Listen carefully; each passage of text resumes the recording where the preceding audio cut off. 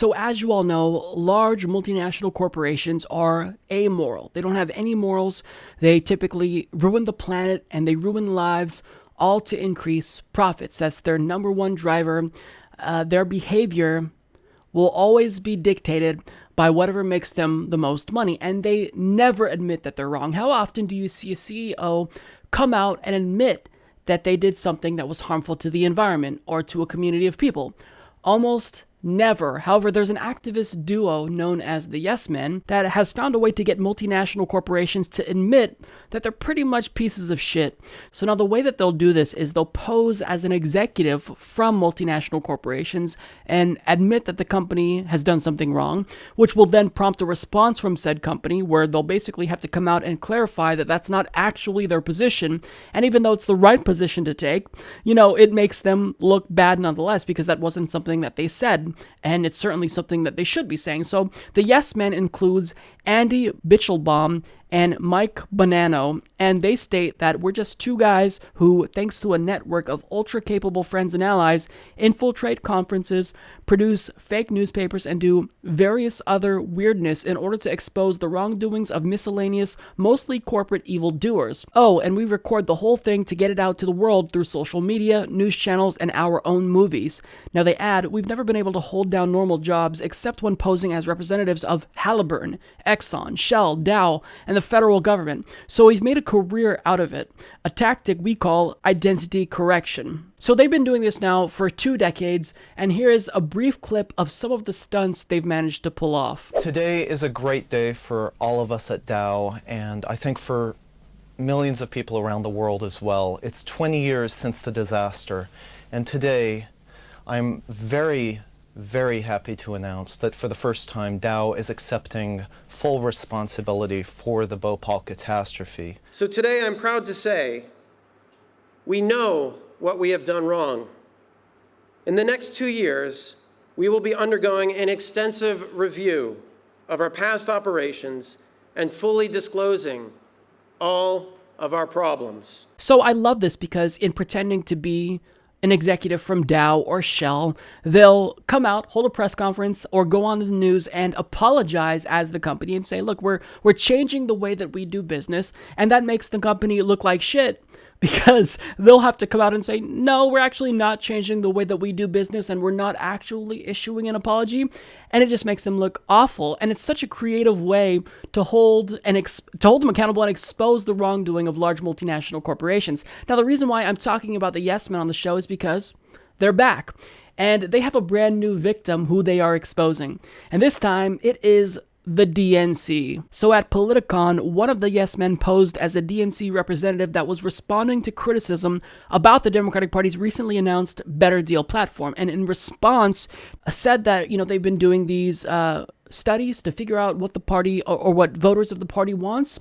And they've decided that voters are, in fact, in favor of progressive policies, and the party is going to go in a new direction. As Senator Schumer said last week, when you lose to somebody who has 40% popularity, you've got to take a good, strong look in the mirror and ask yourself what happened. And I want to add that even more importantly than that, you want to ask what you can do differently next time so as to win. And so that is what we've done. Back in December, we started a series of town halls and focus groups to determine what voters across the political spectrum needed and wanted, and what we had failed to provide. And we did that in order to understand how we could address those concerns in the future and win elections as we once did. We found that a solid majority of Americans wanted universal government-sponsored healthcare, and even almost half of all Republicans did. A majority wanted stronger unions, again, across the political spectrum, especially workers, but everyone. 2/3 of Americans wanted tuition-free college. Non-interventionism was very popular. As we know, a number of Trump voters voted that way because of his promises to keep us out of conflicts. Almost everyone in our survey and in the polls thinks that Wall Street has way too much influence, and many people said they would get rid of corporate lobbying altogether. Once we had understood these concerns, that we had failed to address, we began to look at how we could do so in the future. And that's when we realized we couldn't. Our hands were tied, in large part because of our donors. Medicare for All would be a disaster for the insurance companies and pharmaceutical companies who are very important donors to our party. They loved Obamacare, which, however, did not lower costs. And Medicare for All, which would, these companies did not like quite as much. Strong unions would be horrible for many of our friends in the management community. The schools that almost all of us hail from might not take so well to the idea of tuition-free colleges, which would bite into some of their profits. It would be pretty hard for military contractors to give up the $400 billion that flows their way, in part stimulated by foreign interventions. And as for preventing corporations from lobbying in government or providing public financing of elections, it's hard to imagine that any of our donors would like that very much. So that was absolutely brilliant. And to see the reactions, on people's faces in the audience, you know that they were taken aback by what he said there, because that's something that the DNC would never admit. I mean, they would never admit that we can't actually represent the people because we have to serve the interests of our corporate donors. So to hear him say that and to see their reactions, I mean, it was just golden. So now the DNC representative talked about what they're going to do differently going forward after he made this statement. And specifically, this is what the party would be doing and fighting for. Starting today, the Democratic Party is going to serve the people once again by fighting for what people need and want, and that therefore win elections. And to begin doing that, we're going to aim to outlaw corporate lobbying in government, and we're going to fight for the public financing of elections. That's what the DNC takeback is all about, because better just isn't good enough. Now, besides that, he talked about how the DNC was supposedly embracing a wholly progressive platform that not just includes Medicare for All, but includes even universal basic income, which they never support. So the things that he was proposing was awesome. And he began to take questions from the audience, and the question of campaign finance came up. And he talked about money in politics in a way that someone from the DNC would never talk about it. Among our biggest donors are the insurance and pharmaceutical companies. And we recognize that we could not offer a popular vote-winning, election-winning solution without the stopping of taking donations from these donors. And Christine Pelosi in February proposed a measure to refuse corporate donations to the DNC, to make it impossible to donate as a corporation to the DNC. We also need to go further than that. It's not enough for the party to refuse donations. We have to actually prevent lobbying in government. Now, it's a form of institutionalized corruption that practically no other developed nation in the world has. Lobbying in government should be illegal. It should be illegal for the largest corporations to have an outsized influence on the people that we want to represent us. We need to hear what policies are bad and what policies have worked and what, and have an actual conversation with the absence or the relative absence of some of the voices that have been in this conversation too loudly. There have been a number of voices that have had megaphones. It's like a megaphone at a party. A cocktail party with a giant megaphone, got one guy with a megaphone. You don't really want that. We got to take that megaphone away so we can all talk.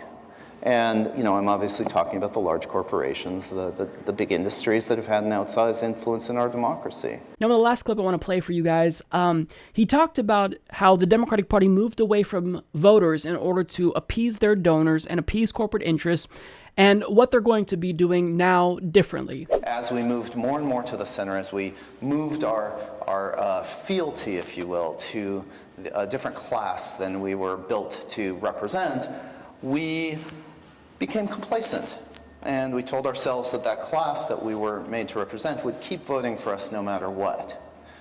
This election was a real wake-up call, where we found that many of the people who had believed the populist messages of 2008 and 2012 did not believe our messages in 2016. Very similar messages, but that was it.